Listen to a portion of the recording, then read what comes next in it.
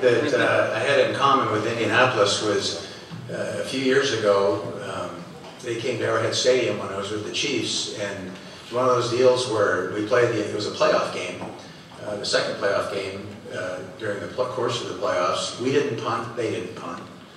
We scored every time we had the ball, they scored every time they had the ball.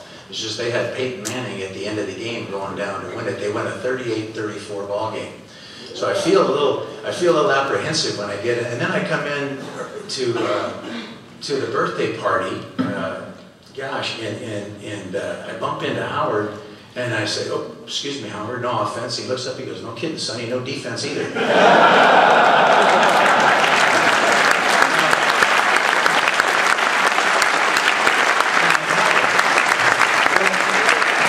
I know you're a great football fan, but that crushed me. And then Howard's turning 90 years old, right? I've got an 89-year-old mother. And I thought, hey, maybe for the good of the Theta Chi's, you know, maybe we could get something together here. You know? not after that one. You stabbed me, you know what I mean? Just kidding. Listen, I do want to really congratulate everybody here. The 33rd class of the School of Fraternity Practices. What an awesome opportunity for all of you. And I had an opportunity to go into some of the breakup meetings, and what a spectacular job the people here have done to put together a program for you guys. And congratulations. I know it's probably been a long week for you, but what a special opportunity you've had. And right now, really, you are charged with taking what you've learned here back to your houses and making it a better place to live for you and those who live with you. And you need to take a serious look at that obligation. This ring that I wear is a ring from the 1999 Super Bowl game. It's the St. Louis Rams Super Bowl ring. It's pretty awesome. And quite frankly, I'm really proud of this. I'm proud of what it represents. I'm proud of how difficult it is to get it. I'm proud of the work and the commitment and the intensity that goes into winning one of these. But I'm no less proud of this pin that I received as an active initiate of Theta Chi Fraternity Gamma Xi chapter in 1965.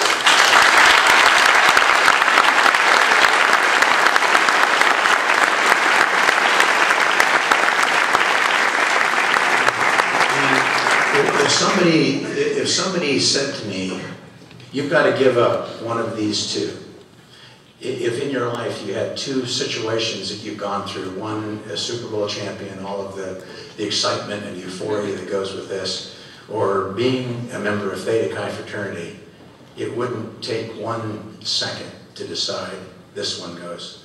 That's how much Theta Chi means to me.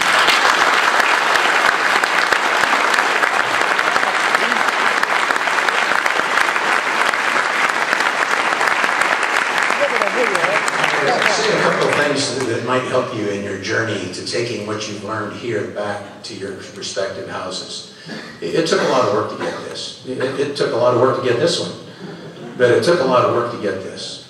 And the head coach for the Rams at that time was Dick Vermeil. And a lot of you have known him or seen him or heard of him. A great head football coach, obviously. And Dick had won championships on every level that he experienced as a coach. He won championships in high school at Hillsdale High School in California.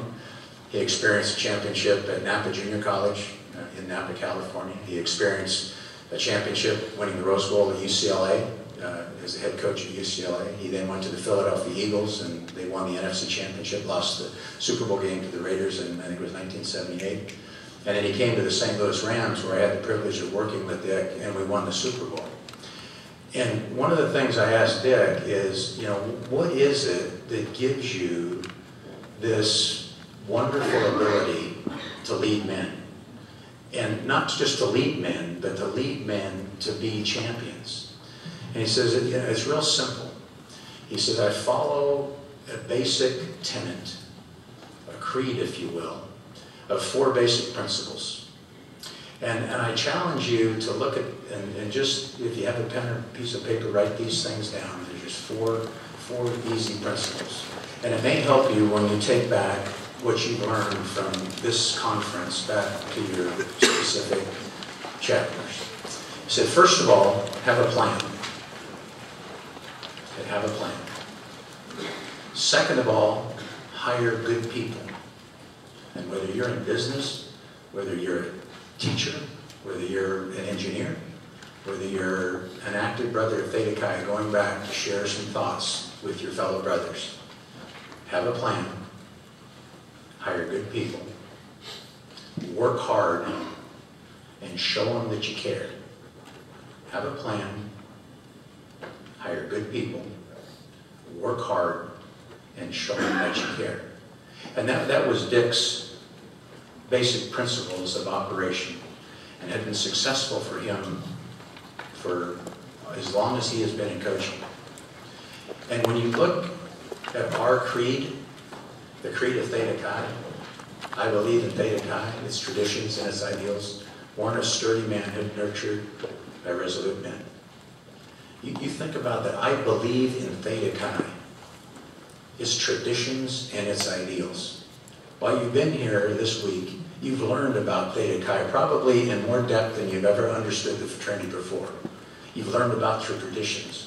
You've learned about the ideals of Theta Chi. You may have learned the objectives of Theta Chi. You already know them, the 22 objectives that there were in 1965, covered personal development, and social development, and cultural development, and financial development.